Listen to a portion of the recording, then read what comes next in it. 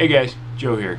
Wanted to do an update video. Number one, I order you to take a number two. First off, my Note 4 finally died. Went kaputsky. Nothing I can do about it. Number two, yesterday I got a phone call in the morning, and it was not the phone call that I had wanted.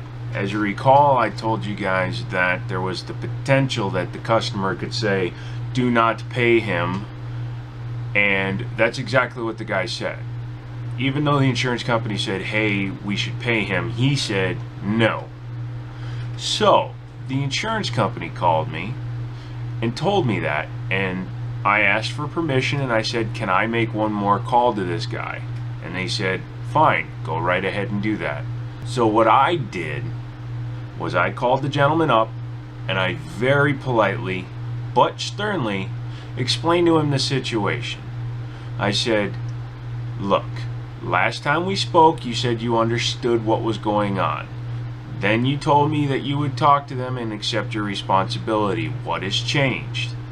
And he explained to me that because he hadn't seen the corrected accident report, he still felt that he hadn't done anything wrong.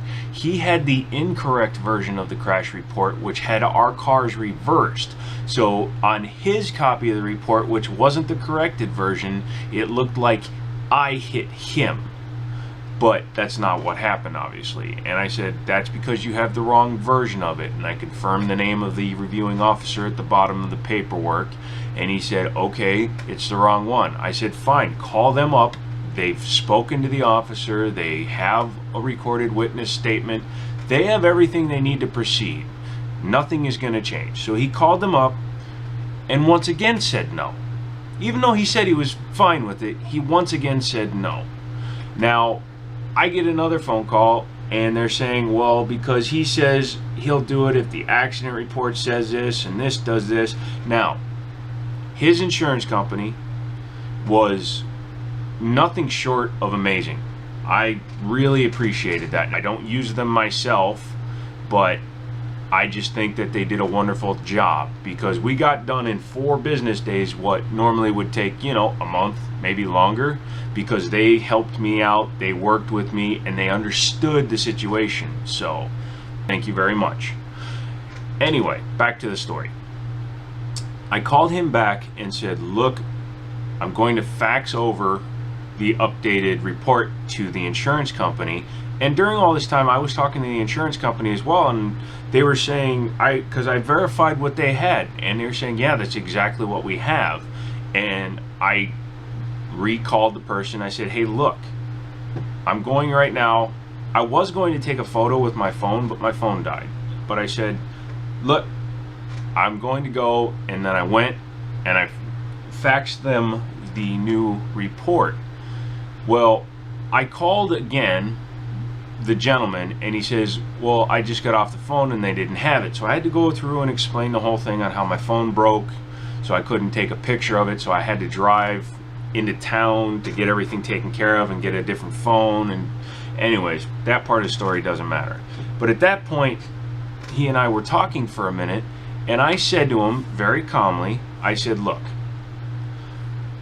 the information that's been provided to your insurance company, not only by me, but also by a Winchester police officer, a Frederick County Sheriff's deputy, and a recorded sworn witness, and your own insurance company, all indicate that you need to let your insurance take care of this.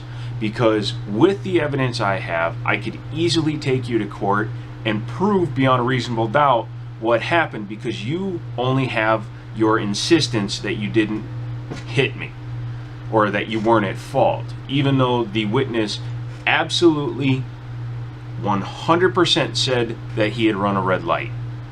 If he had just run a yellow light, I would understand we'd both be at fault and that'd be the end of it. But he ran a red light at almost 40 miles an hour, which tells you that he either willingly ran the light because he was just being a jerk, which I don't actually believe, because he's not a bad guy, he just made a mistake, or he just wasn't paying attention, which was the actual case, because he was so close to the car in front of him, he wasn't paying any attention to the light. That is more than likely what happened. That's why it was an accident. That's why we pay for insurance. So, but because of his insistence, the last thing I said to him, and it wasn't a threat, it wasn't anything other than the truth, I explained to him, this was the last time I was going to attempt to contact him. I wasn't going to call him nor his insurance company again, because at this point, all that was left was for me to file the lawsuit in which I would seek full repair costs as well as compensation for the reduced value of the vehicle.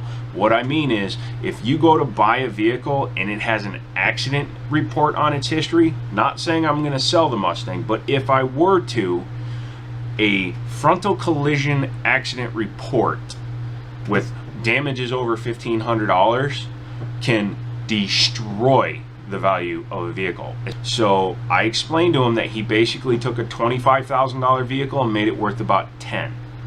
So not only would I seek out full repair costs, which I was prepared to pay for so that I could get it done by the best guys available, I would also seek the reduced value of the vehicle, and then I was also going to seek court costs because it was a frivolous use of his insurance company, because his own insurance company told him to accept liability. So I would have done that, and I also explained to him that I would be then forced to subpoena the witness, the officer, the deputy, and his insurance company, and they would all say the same thing. So 10 minutes later, I get a phone call on my way to work. Hey Joe, we're gonna go ahead and fix your vehicle. And I was thankful for that. And we were actually joking around during all this because they were surprised that I was able to do what I did, the people at the company. And in fact, the actual claim supervisor was like, what do you do for a living, if you don't mind me asking? And I told her, well, I'm the floor manager for a car dealership. It's my job to convince people. And she's like, oh, that makes sense. You should sell him a car. So that's basically the story. So she's getting repaired. They're working on and putting it on the frame rack as we speak. As soon as they check it and make sure that, if there's frame damage, it's fixable, or if there's frame damage and it's not fixable, whichever way they're going to wind up having to go, they're going to tell me. Now, I was trying to get them to use Shelby parts and change my nose to a Shelby. However, they don't think that that the gentleman's insurance company will pay if they use Shelby components instead of the original GT components, which is a little weird because, believe it or not, because you don't have $400 fog lights and the associated grill and hardware behind it, that it's actually cheaper to go with the Shelby parts, and they are still Ford parts, but I can understand where they're coming from. At the very least, as long as the car is repairable, it will go back to factory stock, and I'm fine with that. I can always change the bumper again anyways. That's about it. And as soon as I have more information on the repair, and as soon as they call me in and let me do a walk around, I asked them for permission. They said I could do a little bit of filming there. They didn't care. I just want to be able to do a walk around of the car as they tear it down, after they paint it, and then after they reassemble it. Plus I have to remind them not to wax the roof when they clean it. So yeah, so persistence pays off. Now, I'm not telling you guys to go out there and badger the crap out of some guy, especially if you're in the wrong or it is a true no-fault accident, but stand up for your rights. Stand up for what you should stand up for, not what just because you feel like. Like this gentleman, against all presented evidence, felt in his heart of hearts that he was not wrong.